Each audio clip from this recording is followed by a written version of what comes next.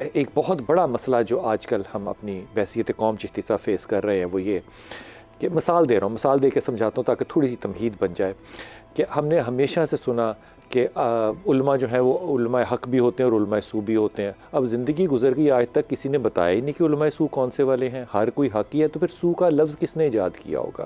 میری سمجھ سے باہر ہے کہ نفسیاتی مسئلہ ہو، معاشرتی مسئلہ ہو، معاشی مسئلہ ہو، جب تک آپ مسئلے کو آئیڈینٹیفائی نہیں کرتے، آپ اس کو سمجھتے نہیں ہیں، اس کی تصدیق اپنے کانشیس اور سب کانشیس میں نہیں کرتے، تب تک اس کا اگلا حل ہو ہی نہیں سکتا۔ مثال کے طور پہ آپ کو غصہ آتا ہے، آپ کے مجھے آتا ہی نہیں ہے، حل اس کا کون سا لقمان حکیم ہے جو کہ کر سکے گا؟ نہیں کر سکے گا۔ آپ کو ڈپریشن ہے، آپ کو ڈپریشن پہلے ایکسیپٹ کرنی پڑے گی، پھر آپ میڈیکیشن پر جا سکتے ہیں۔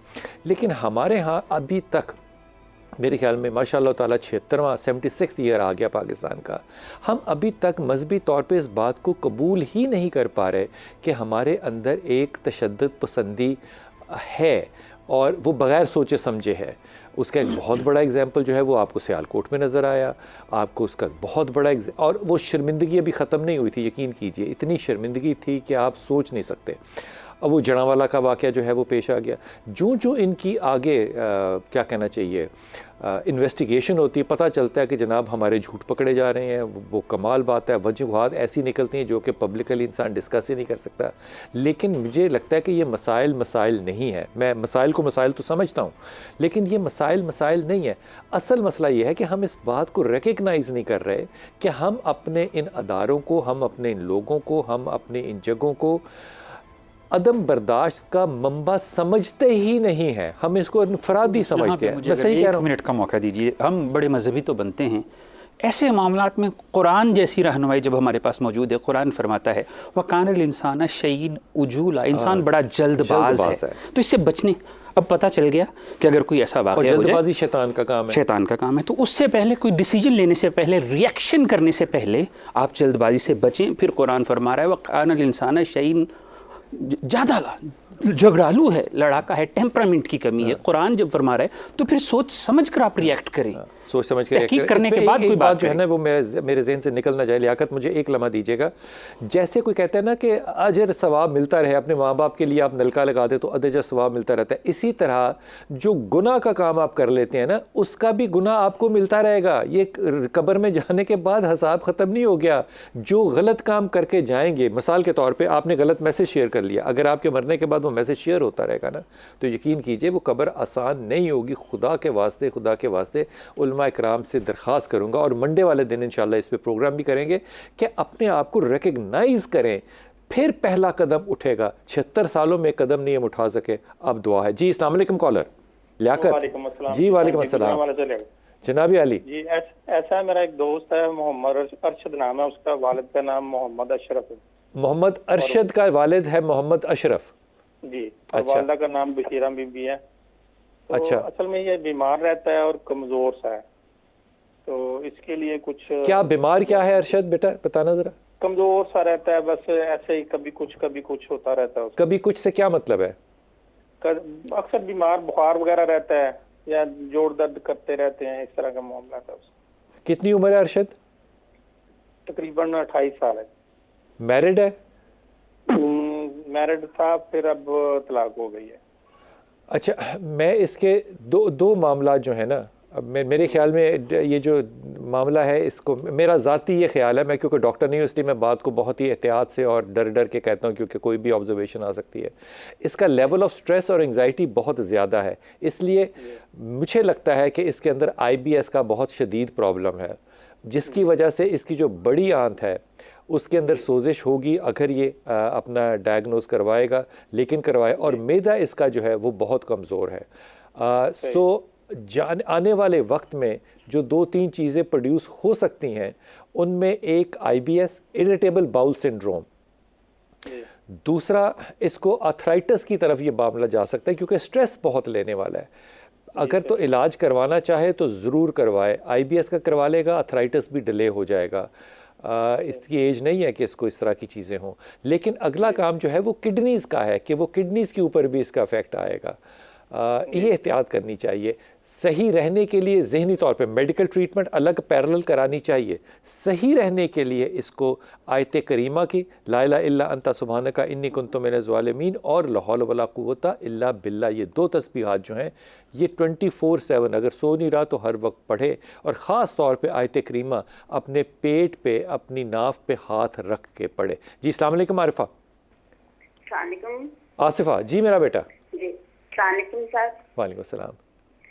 اچھا میں نے 2 چھوٹے سے سوال ہی ہیں. بسم اللہ. ایک سوال یہ ہے کہ میں نا گھر میں اکیلی ہوتی ہوں، مطلب کام میرے پاس بہت زیادہ ہوتا ہے، تو میں چاہتی ہوں کہ مجھے کوئی آپ ایسا درود شریف بتائیں کہ میں چلتے پھرتے کام کرتے ہر کام کرتے نا وہ میری زبان پہ ہو، کوئی اچھا چھوٹا سا ہو حساب کتاب. مطلب درود شریف ایک تو درود ابراہیم ہوتا ہے نا جو پورا پڑھا جاتا ہے، جی جی وہ ہوتا نہیں، تو کتنا میں پڑھوں کہ مطلب میری کام کرتے بھی چلتے پھرتے بھی وہی ہو. اچھا. اور دوسرا بھی کر لوں ساتھ ہی. جی جی فرمائیے. اور دوسرا سوال یہ ہے کہ میرا بیٹا ہے، اس کا نام ہے نادر رضا. میرا نام تو آج تھا، اس کا نام نادر رضا. اس کی کہیں بات چل رہی ہے، کبھی وہ چل پڑتی ہے کبھی رک جاتی ہے، کبھی اب کچھ نہ میری سمجھ میں نہیں آ رہا. میری پیاری بچی کا نام بتانا. بچی کا نام مدیحہ ہے اور اس کی ماں کا نام سلمہ ہے. اچھا کوئی اور رشتہ نہیں ہے نادر کے لیے؟ نہیں، وہ ذرا پسند کرتا ہے بس، لیکن اتنا بھی نہیں کرتا، درمیانہ صحیح ہے. میرے خیال میں نادر سے کہو کہ کہیں اور دیکھے، یہ زیادہ بہتر ہوگا. یہ نہیں کہ وہ بچی بری ہے، بچی بہت اچھی ہے، لیکن نادر کے ساتھ کمبینیشن میں نادر اس کو کے ساتھ یہ پیسفل ریلیشن شپ آئندہ زندگی میں نہیں رہے گا.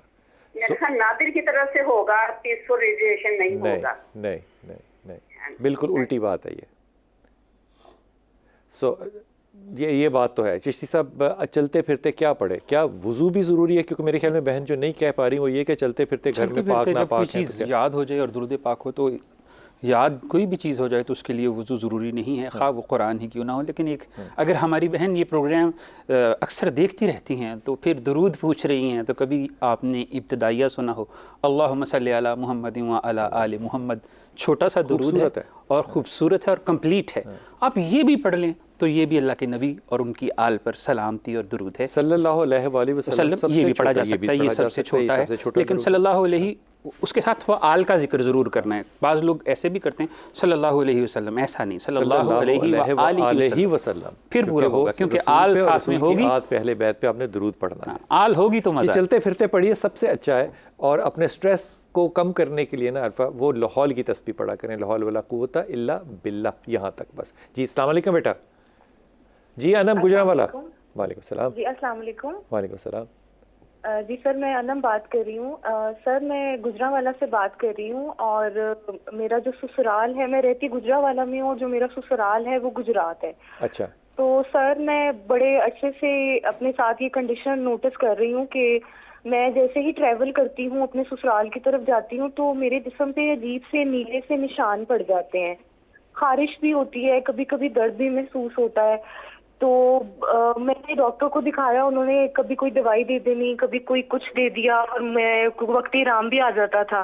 لیکن اب میں نے کسی نے مجھے کہا کہ یہ نا جادو کا ہو سکتا ہے، تو مجھے تو پہلے یقین نہیں آیا.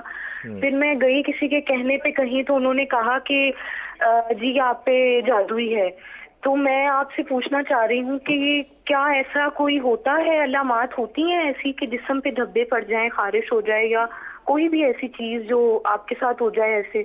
اچھا یہ بیٹا ذرا سننا. میں چشتی صاحب کیا جب جاتی ہیں سسرال جاتی ہیں، ان کے شہر چینج کرتی ہیں تو وہاں پہ ان کو یہ سلسلہ ہو جاتا ہے؟ دیکھیں جادو جو بنیادی طور پر یہی ہے کہ ایسے اعمال کیے جاتے ہیں ارسال حواتف کے ذریعے سے. وہ کیا چیز ہے؟ ارسال حواتف یہ ہوتا ہے کہ ایسی پڑھائیاں جن کی وجہ سے ایسے طاقت پیدا ہو جاتی ہے یا موکل پیدا ہو جاتا ہے، یا ان کی تاثیرات ایسی ہو جاتی ہیں کہ کوئی شخص ایک علاقہ چینج کر کے دوسرے علاقے میں یا سسرال میں جاتا ہے تو اس پر اثرات وارد ہونا شروع ہو جاتے ہیں. سسرال کا ہونا ضروری نہیں ہے، کوئی کرنے والا علاقہ چینج کرتے ہی شروع ہو جاتے ہیں. جیسے ہم کہتے ہیں کہ جی اس کا سفر باندھ دیا ہے، تو ایسے معاملات ہو جاتے ہیں. اور یہ اس لیے ہوتے ہیں کہ کچھ لوگوں کو اذیت پہنچانا چاہتے ہیں. حسد ہے نا، تو حاسدین ہی یہ ایسے لوگوں کے پاس جاتے ہیں دوسروں کا تماشا. اور اس کے لیے میری بہن آپ کو میں ایک بہترین مشورہ دینا چاہوں گا. آپ سورہ صافات ہے قرآن مجید میں، سورہ صافات کی پہلی 10 آیات اور سلام قول من رب الرحیم، سلام قولا من رب رحیم سورہ یاسین سے ہے. تو اس کی جو ہے نا وہ 11 تسبیحات کر کے اندھیرے کے اندر پانی میں پڑیں، پھونک ماریں اور پینا شروع کریں. انشاءاللہ یہ کیفیت ختم ہو جائے گی. جادو ہوا، ارسال حواتف کا عمل ہوا، سفلی الوی کچھ بھی ہوا، سب ختم ہو جائے گا. کیونکہ ایک دفعہ پھر بتا دیجیے انہوں نے کیا پڑھنا ہے. سورہ صافات کی پہلی 10 آیات، سورہ صفات کی پہلی 10 آیات، اور قرآن مجید کے اندر سورہ یاسین میں سلام قولا من رب الرحیم یہ والی، سلام اس کی قولا من رب الرحیم. 11 تسبیحات اندھیرے میں بیٹھ کے، روشنی زیادہ نہ ہو، کم لائٹ ہو، اس میں پڑھیں، پڑھ کے پینا شروع کر دیں. انشاءاللہ ختم ہو جائیں گے جیسی بھی اثرات اور تاثیرات.